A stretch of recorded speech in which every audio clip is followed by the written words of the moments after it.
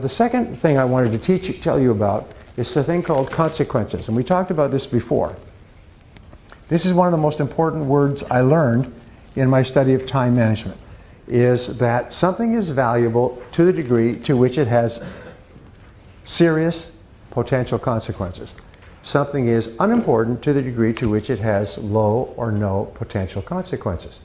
So one of the thinking tools that you have to have is look at everything that you do and ask yourself, does this have big potential consequences or not? And you'll find that most people spend most of the time working on things that have low or no consequences.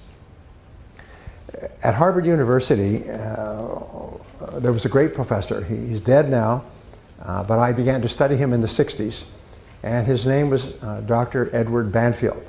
And Banfield did 50 years of research into how it is that some people move up. In the course of their working lifetime, they move up, and they move up financially, and they eventually earn a lot of money. And the great majority of people don't. They just very seldom improve themselves. Well, what he found was that the thinking characteristic of these people was long-time perspective. They were long-term thinkers. They were thinking today of the consequences of their behaviors in terms of where they wanted to be in the future. For example, your coming to this meeting means that you are a long-term thinker. You are willing to invest time and energy to learn things that can help you in the years ahead. So you'll find that top people are long-term thinkers. They're always thinking, how can I learn and do things today that will have big consequences in the future? Average people are short-term thinkers.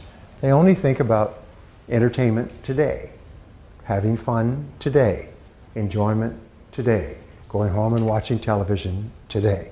So you are the long-term thinkers. You are the ones who are willing to do the work and make the sacrifices today in order to have a much better life for yourself and your family in the future, which means that you're in sort of the elite, what we call the top 10% of our society, is because you think long-term. One of the keys to time management is to do things that have long-term ramifications. Learning a new skill, even though it's very difficult at the beginning, can give you something you can use all your life. You can use it and get better and better all your life, and it compounds in its value. It becomes more and more valuable over time. One of the things that is always very scary for entrepreneurs is selling, because in selling you are risking rejection and failure. So we do a lot of little tricks to avoid selling.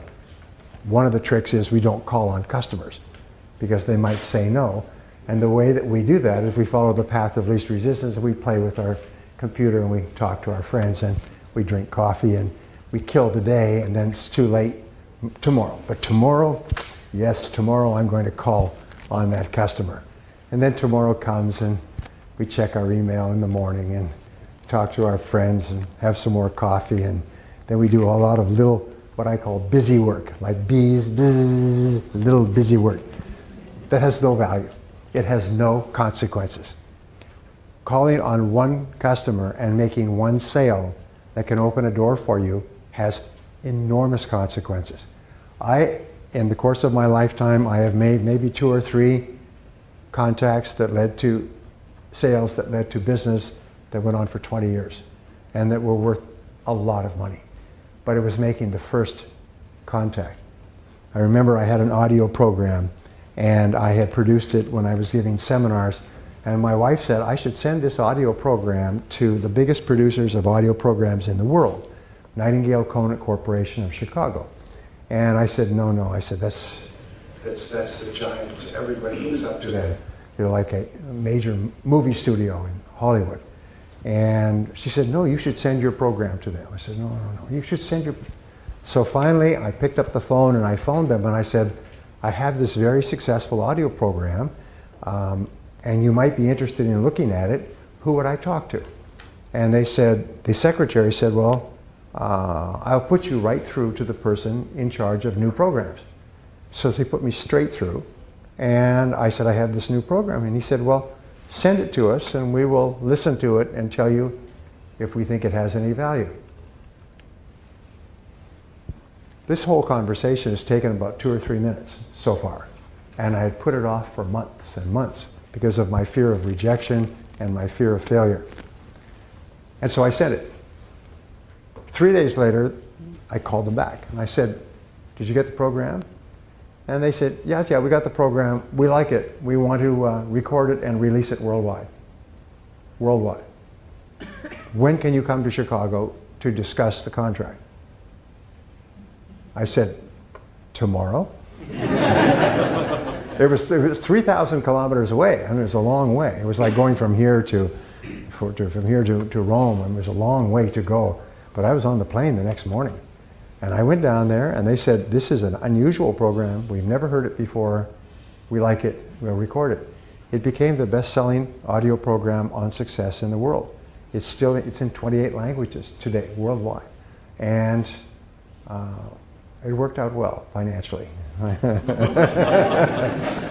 So consequences are important. Now, the difference between top people and average people is top people do things that have big potential consequences. And in our business, the two things that have consequences are creating value and generating sales. Creating value and generating sales. In fact, the other principle that we talked about before is what I call the law of three.